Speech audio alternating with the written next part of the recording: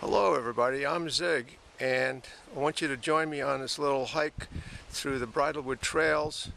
It's really great to live at a place where just a few steps from my house we can enter this lovely area. Let's have some fun. Bye. Okay, we're off on a photographic journey down the Bridlewood Trail, and this is where we start. Okay, we'll just start walking down this way.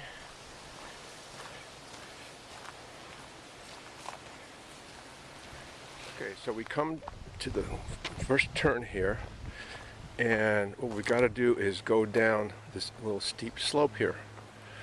And so in the meantime, kind of scan around and show you all the nice little things to see from here. Everything's nice and green.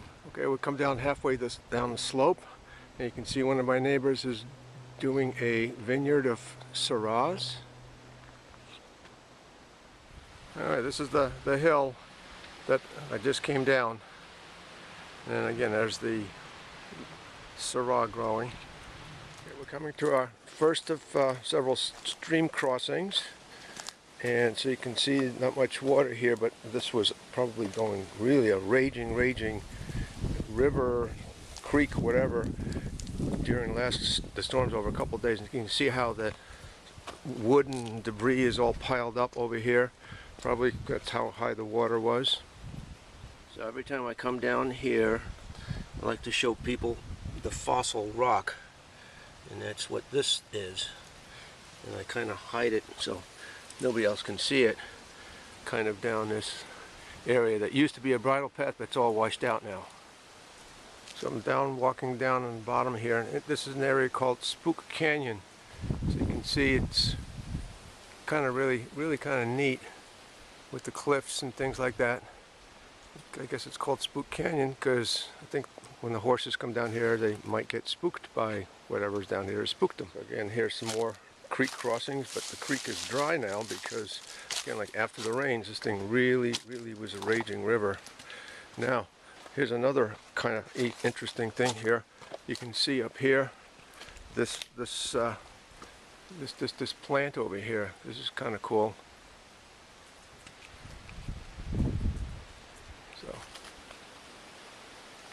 So here's a close-up of that plant. I'm not sure what it's called, but I know in Hawaii they call these things, I think, silver swords.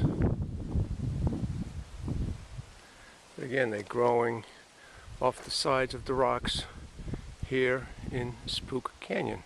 One interesting piece of history here is we can see the leftover of these pipes in our arroyo over here.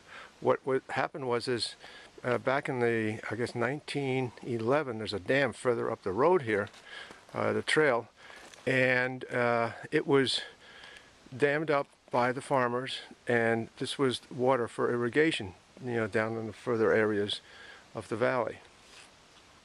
Yeah, lots of vegetation down here, and I think this is looks like pyracantha.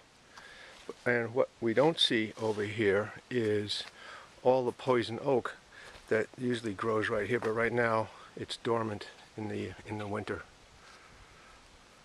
Okay, now we're going to go up to one of my favorite spots over here, and that's the avocado grove. Okay, I'm in the avocado grove over here, and no avocados just yet, but let's see if we can spot some avocados growing on the trees. Not yet.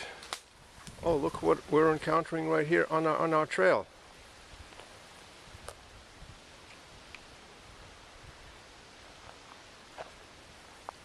Anyway, not to worry, this is a gopher snake.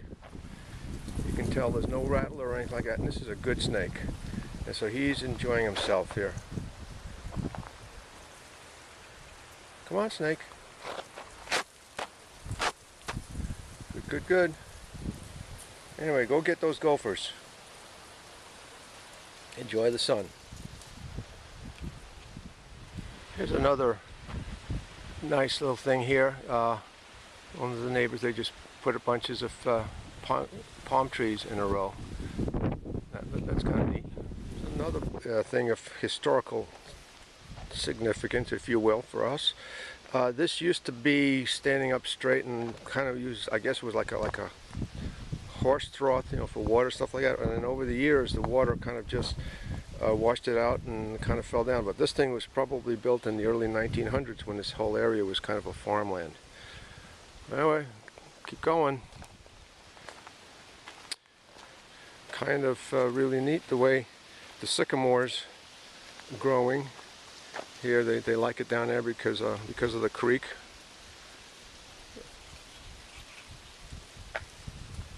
Another thing I enjoy seeing on the trail here is these oak trees and all of these other, you know, sycamores and ashes and cottonwoods. And then, lo and behold, there's kind of a palm tree right down there in the middle of nothing. Kind of just like the way some of these oak trees are all growing in all sorts of haphazard, chaotic manner. So I like this house. It's like almost like the house on the prairie. Now coming down to one of my favorite spots on the trail. That's where the stream actually is we have to actually cross. But anyway, like some interesting things here, like this palm tree and growing here from who knows when, how long ago. It's kind of nice seeing this water.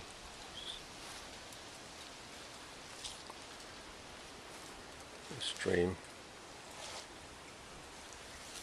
Got a plank to cross over, and then all of the trees and stuff like that just kind of laying there. Well, we're coming near the end of the trail. There's a sign up there that says trail closed. You can see, you know, places where it really would be impassable. You can see this wall over here on the left, and that was put in as flood control. And so I'll show you a little bit more about this. So the county put in this wall and more or less laid out some foundation around the creek over here. That's not supposed to this road up there. And so anyway, it's just kind of supposed to control the floods that we get. And then there's like this gate over here that they can close off.